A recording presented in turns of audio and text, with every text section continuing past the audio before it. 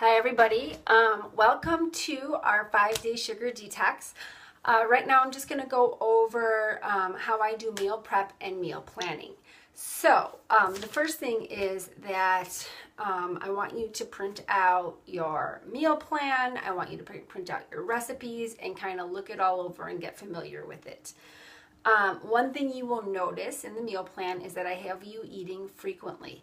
And the reason we do that is so to keep your metabolism moving. When you are eating every couple hours, it prevents you from getting too hungry.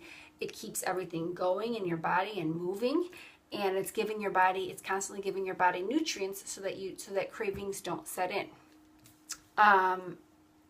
If you do start to crave sugar, what you're really craving is nutrients, and you got to go and get those. So whether it's fruit or veggies or protein. The other thing is that, many of us will not eat and then starve ourselves, and then your body goes into starvation mode, and by the time we do eat, we eat bad food, right? So we will eat fast food, and all of that will stick to us because our body was in starvation mode. And so it really does benefit you to get yourself used to eating every few hours, and usually you want a protein and a veggie or a protein and a fruit, and that's kind of how I laid out the menu plan. In terms of meal planning, how I usually do it every week is I sit down and I carve out my meal plan. I figure out what I'm going to have for dinner every day. I usually do a one-pot lunch for the week because for me that's great. Some people get bored having the same thing every day for lunch, and if you do, then you got to figure out two things. Sometimes you can even figure out one thing and make it versatile. So you might roast a bunch of veggies and crack a bunch of chicken, or buy a pre-made chicken, and then you might have roasted veggies and chicken one day, and then a chicken salad the next day. And so you can do it that way too to make it easier on yourself. I like to do the one-pot meals per week, and I put in there the unstuffed cabbage roll for this week. It's excellent. It's you're not having carbs. It's very filling, and I think you'll be satisfied with it. But if that's boring for you, then you can go ahead and rotate that with salad, however that works for you. We do have you eating leaner meats, so you're going to do that with turkey meat.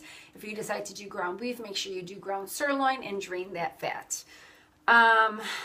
Let's see, in terms of the planning, and then the other thing I also do is I always pick 1 to 2 crock pot meals a week, and that makes it easier when you're prepping, because you can crock pot a meal right away. It makes it easier if you're working. You can throw stuff in the crock pot and then go to work, and it just makes everything easier. And we are all about easy because meal planning and prep is hard, right? So you want to make it easier on yourself. So where you can buy, already cleaned fruit and veggies if you can afford it. If not, then you got to prep that.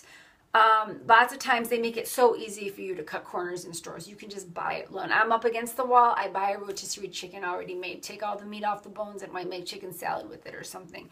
So it can be very easy. You just have to kind of pick and choose your recipes. And it's all a learning curve. So this week you're lucky because I'm providing you with everything. But in future weeks, you'll have to sit down and you'll have to sit and plan it out yourself. But you can also use this plan as a layout for your next week. So every week you want to pick a day that you're going to shop. I like to spread it out. I like to shop one day and prep the next. Sometimes you can do it, sometimes you can't. It just depends what you have going on that weekend. And so I'll sit down on a Saturday and I will do my whole plan out. And then on a Sunday, I'll shop and I'll prep. Let's see what else I have going on here. So once you get everything done, you go to the grocery store, you have all the food in the house. I leave everything out that I'm going to use to prep on the counter. And before I prep, I sit down and I make a list, because you want to make sure that you're doing everything as functional as possible, especially at the beginning, so that you're taking advantage of the time that you have.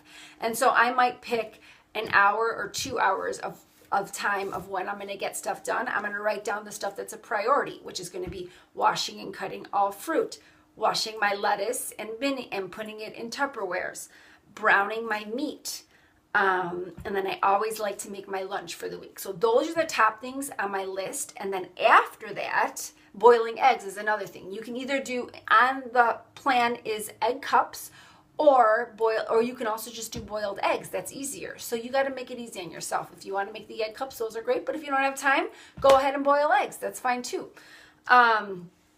And then after I'm done doing all the things that I have to do, and if I have extra time, then I will do extras, like make rice, make clean carbs to have in the fridge. If I know that I'm making, say, shepherd's pie for that week, I might pre-cut up the potatoes and soak them in water, or brown my meats, that kind of thing. So you want to get, help yourself out so that during the week you're not stressed out, and it's easy to flow into your meal plan and you don't go off plan. I like to set a timer. So set a timer for 2 hours and get done everything you can in those 2 hours. And then whatever you don't get done, you don't get done. But at least you are not wasting your entire day meal prepping, and you got done what you needed to get done, and you can enjoy the rest of your Sunday. You want to portion out your foods. That's another thing. So you might make the unstuffed cabbage roll and then portion it out into, I think that recipe is for 4 servings, portion it out into 4 containers so you can just grab it and go. If you're at home and you don't need to grab it and go, then you can have it in one dish.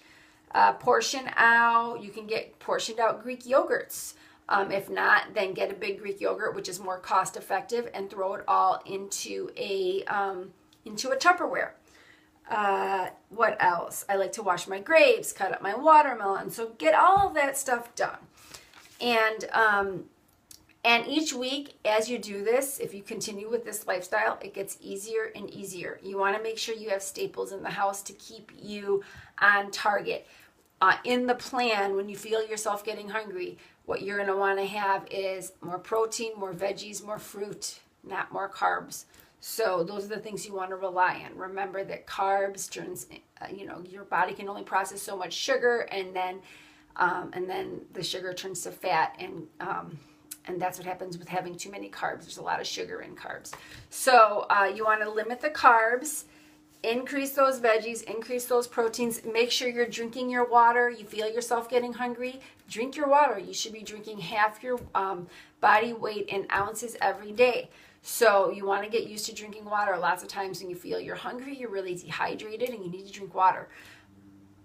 Stick to your plan, share in the group, and hopefully these pointers helped you. Go ahead and throw a comment below if you have any questions about what to prep or how to prep something, and I will do my best to answer them. I will also go live on Sunday, so if you have any questions, you can also post them there when I'm doing my live. All right, guys, we're going to have an amazing week, so tell yourself you can do this. You just got to have it. You have to have the mindset that you can do this, and then you can totally get it done. All right? Have a great day. Bye.